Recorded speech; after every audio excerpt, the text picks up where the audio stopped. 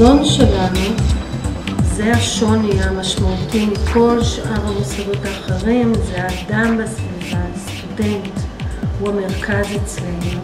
וההבדל בינינו לבין כל השאר כבר נבחן בתחילת הדרך, כשכל אחד מקבל מבחן אישי ויחס אישי כבר בהתחלה.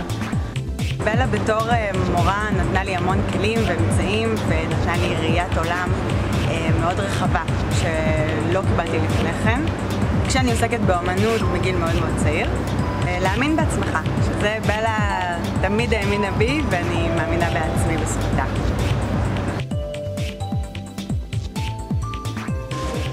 מכללת ביטוי לא מוותרת על הפרויקטים היוקרתיים ביותר בארץ, לוקחת את הסטודנטים שלה לראות מקומות שאנחנו מאחלים בסטודנטים שלנו בסופו של דבר להיות קוראי הדרך בעיצוב, גם בפרויקטים יוקרתיים בארץ וגם בעולם.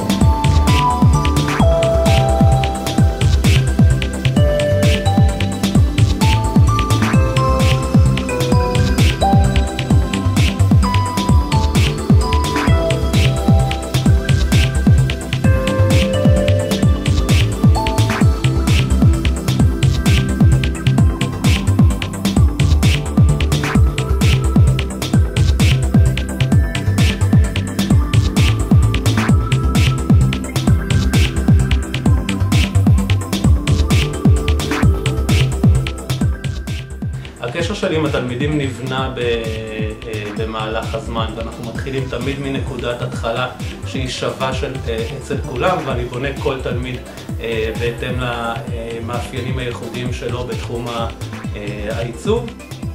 אני מאחלת לכל הסטודנטים שלנו שיזכו לממש את החלום האישי שלהם כמו שאני זכיתי.